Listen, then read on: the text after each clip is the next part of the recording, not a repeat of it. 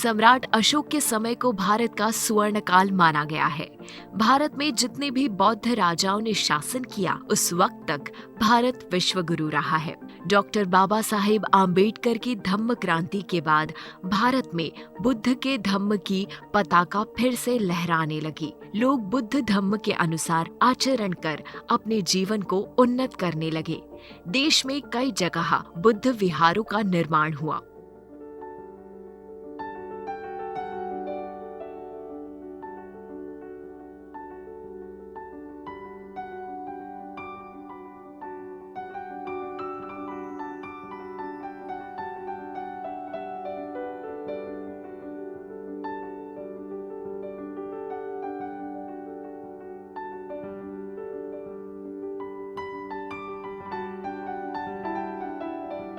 दक्षिण भारत के गुलबर्गा में सिद्धार्थ बुद्ध विहार ट्रस्ट द्वारा निर्मित इस बुद्ध विहार को मिनी दीक्षा भूमि भी कहा जाता है।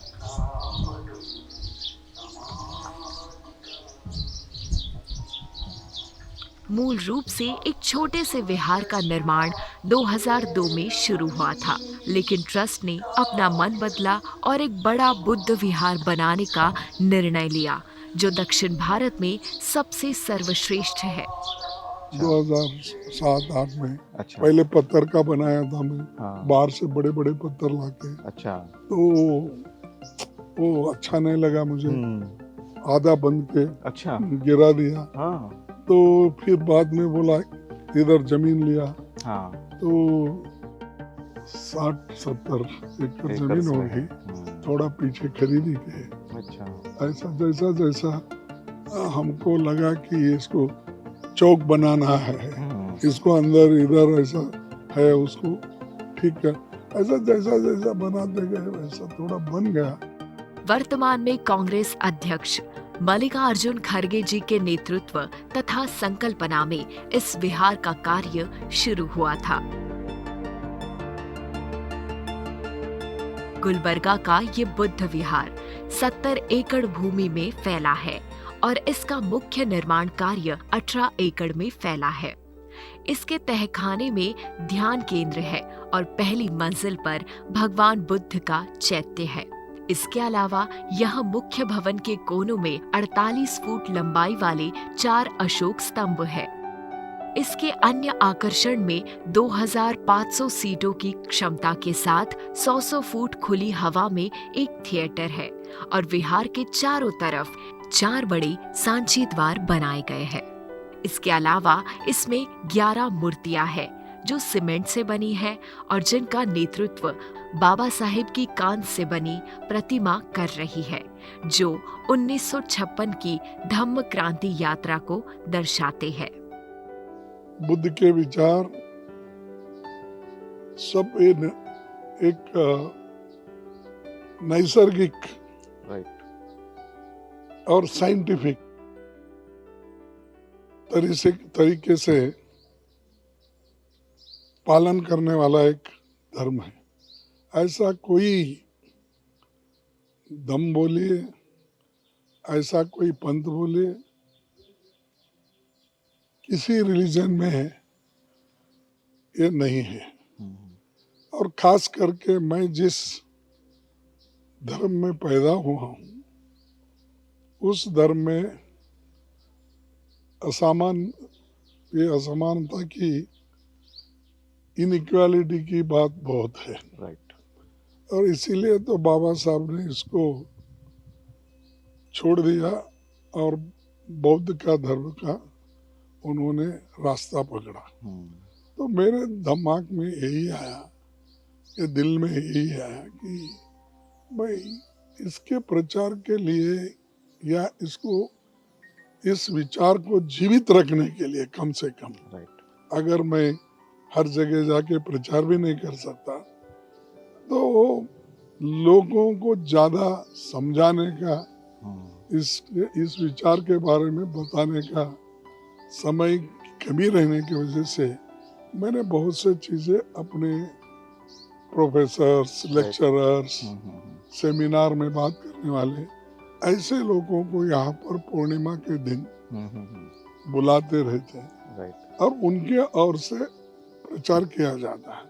इसकी अन्य विशेषता है अंग्रेजी के शब्द, यू के आकार का धम्म कॉम्प्लेक्स, जिसमें एक छात्रावास, आवास, एक पुस्तकालय, अध्ययन केंद्र, रसोई, डाइनिंग हॉल, कॉन्फ्रेंस हॉल, प्रदर्शनी हॉल और अतिथि कमरे आदि है। इसके ध्यान केंद्र में हमेशा बुद्धम शरणम गच्छामि की धुन बजती रहती है और ध्यान केंद्र में एक 6.5 फुट लंबे काले ग्रेनाइट की बुद्ध मूर्ति है। प्रसिद्ध मूर्तिकार अशोक गुड़ीगार द्वारा बनाया गया है।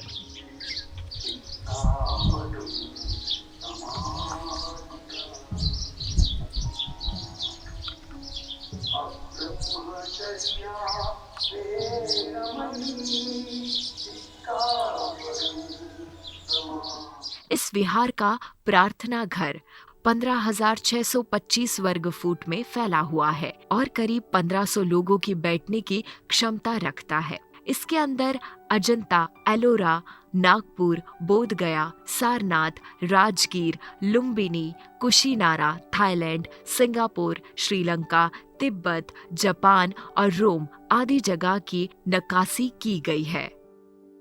सांची स्तूपा देखा था, वो देखा था।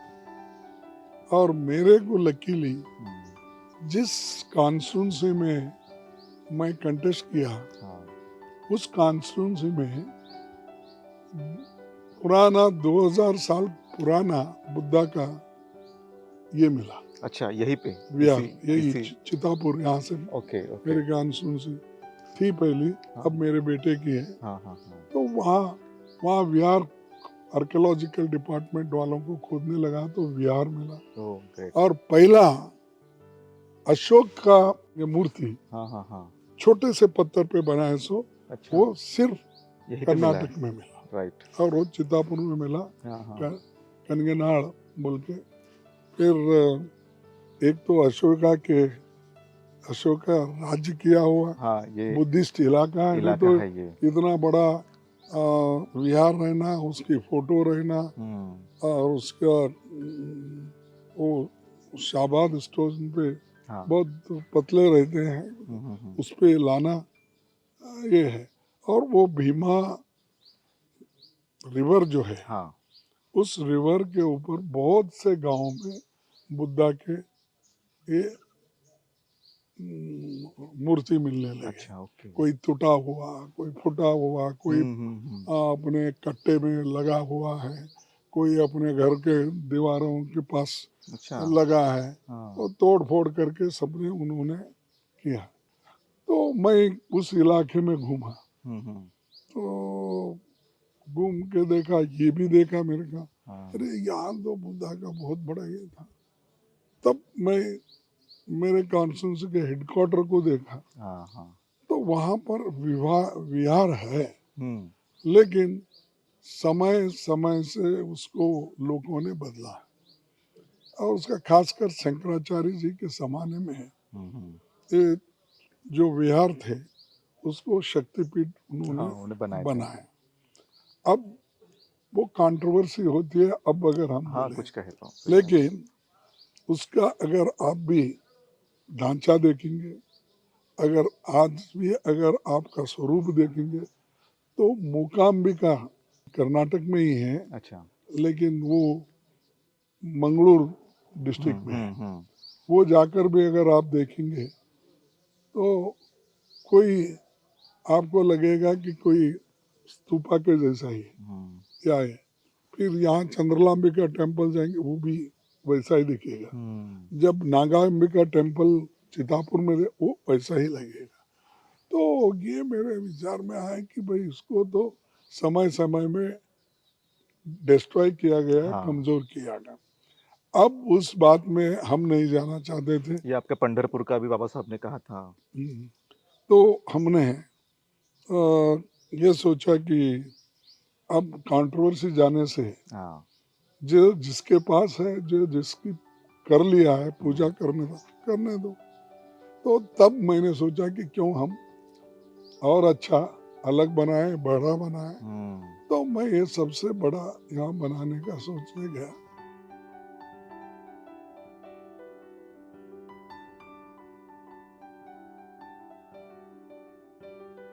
परिसर में मुख्य आकर्षण में बुद्ध की 8.5 फुट लंबी सोने के आवरण से बनी गई प्रतिमा है।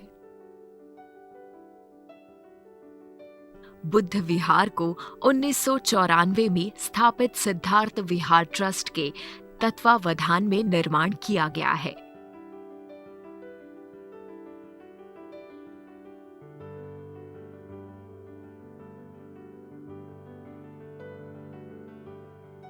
इस विहार के निर्माण में मल्लिकार्जुन खड़गे और अन्य समाज सेवी लोगों का योगदान है।